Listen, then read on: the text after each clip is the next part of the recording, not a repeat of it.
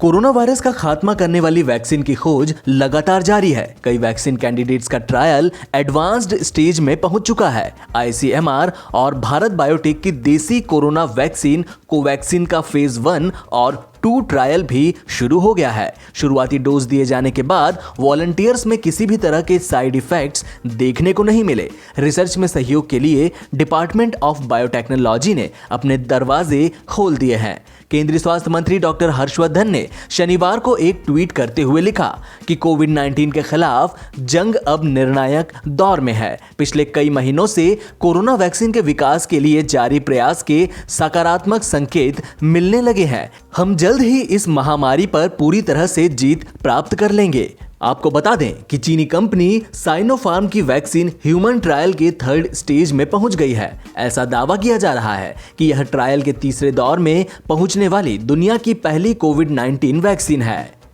Malaysia में इंसानों पर टेस्ट होने वाली कोरोना वैक्सीन के शुरुआती नतीजे बेहद अच्छे रहे।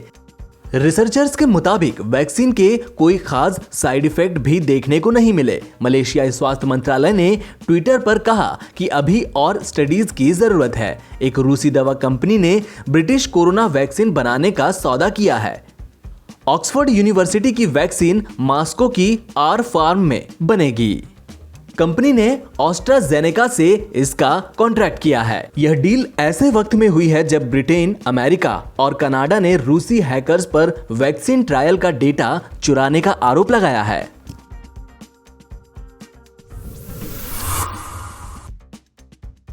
राजस्थान में चल रहे सियासी घमासान के बीच अशोक गहलोत सरकार ने एक ऑडियो टेप जारी किया है। इस ऑडियो टेप कांड को लेकर सियासत गरमाने लगी है। भारतीय जनता पार्टी के बाद अब बहुजन समाज पार्टी की मुखिया मायावती ने कांग्रेस को निशाने पर लिया है। उन्होंने कहा कि राजस्थान के मुख्यमंत्री अशोक गहलोत ने फोन टेप कराकर असंवैधानिक काम किया है। इतना ही नहीं, उन्होंने राज्य में राष्ट्रपति शासन लगाने की मांग भी की है। उत्तर प्रदेश की पूर्व मुख्यमंत्री और बीएसपी सुप्रीमो मायावती ने कांग्रेस को निशाने पर लेते हुए एक के बाद एक 2 ट्वीट किए हैं। उन्होंने इन ट्वीट के जरिए कांग्रेस को दगाबाज बताया। उन्होंने कहा कि कांग्रेस ने दूसरी बार उनके साथ दगाबाजी की है। अपने पहले ट्वीट में मायावती ने लिखा कि जैसा कि विदित है कि राजस्थान के मुख्यमंत्री गहलोत ने पहले दल बदल कानून का खुला उल्लंघन और बीएसपी के साथ लगातार दूसरी बार दगाबाजी करके पार्टी के विधायकों को कांग्रेस में शामिल कराया और अब जग जाहिर तौर पर फोन टेप करा के इन्होंने एक और गैर कानूनी और असंवैधानिक काम किया है। मायावती ने लगातार 2 ट्वीट किए। दूसरे ट्वीट में उन्होंने लिखा कि इस प्रकार राजस्थान में लगातार जारी राजनीतिक गतिरोध, आपसी उठापटक और सरकारी अस्थिरता के हालात का वहां के राज्यपाल को प्रभावी संज्ञान लेकर यहां राज्य में राष्ट्रपति शासन लगाने की सिफारिश करनी चाहिए ताकि राज्य में लोकतंत्र की और ज्यादा दुर्दशा ना हो। शनिवार को ऑडियो टेप के मामले में संबित पात्रा ने भी कॉन्फ्रेंस की। इस दौरान उन्होंने मुख्यमंत्री अशोक गहलोत, सोनिया गांधी और राहुल गांधी पर कई सवाल दागे।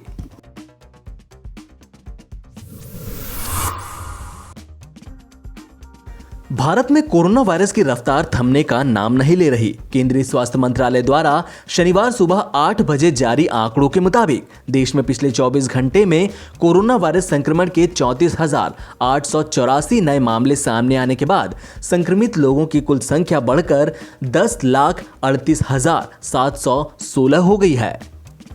इनमें से 671 लोगों की मौत हो जाने के बाद मृतकों की संख्या बढ़कर 26,273 हो गई है। अभी तक 6,53,750 लोग संक्रमित होने के बाद स्वस्थ हो चुके हैं। देश में इस समय 3,58,692 संक्रमित लोगों का इलाज चल रहा है। एक अधिकारी ने कहा कि अभी तक 62.94% मरीज स्वस्थ हो चुके हैं।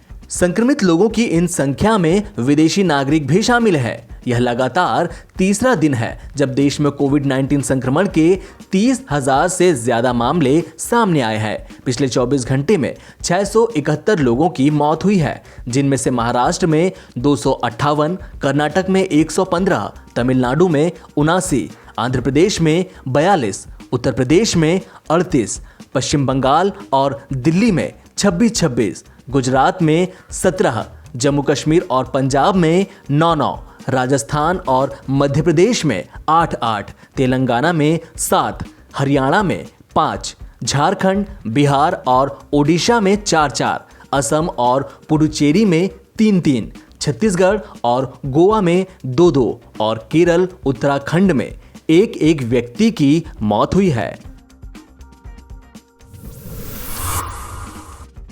योग गुरु बाबा रामदेव की पतंजलि आयुर्वेद लिमिटेड की दवा कोरोनिल को मद्रास हाई कोर्ट से झटका लगा है। हाई कोर्ट ने बाबा रामदेव की कोरोनिल दवा के ट्रेडमार्क कोरोनिल पर आपत्ति जताते हुए उसके इस्तेमाल पर रोक लगा दी है। यह अंतरिम आदेश फिलहाल 30 जुलाई तक के लिए दिया गया है। बाबा के कोरोनिल ट्रेडमार्क को लेकर चेन्नई की एक कंपनी ने हाई कोर्ट में याचिका दायर की थी। मद्रास हाईकोर्ट के जस्टिस सीवी कार्तिकेयन ने यह आदेश चेन्नई की कंपनी अरुद्रा इंजीनियरिंग लिमिटेड की अर्जी पर दिया है। 30 जुलाई तक के लिए यह अंतरिम आदेश जारी किया गया है। अरुद्रा इंजीनियरिंग लिमिटेड का दावा है कि कोरोनिल 1993 से उसका ट्रेडमार्क है।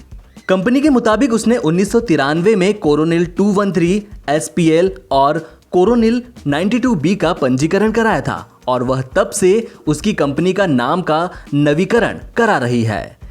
यह कंपनी भारी मशीनों और निरुद्ध इकाइयों को साफ करने के लिए रसायन और सैनिटाइजर बनाती है। कंपनी ने हाई कोर्ट में कहा कि फिलहाल इस ट्रेडमार्क पर 2027 तक हमारा अधिकार है।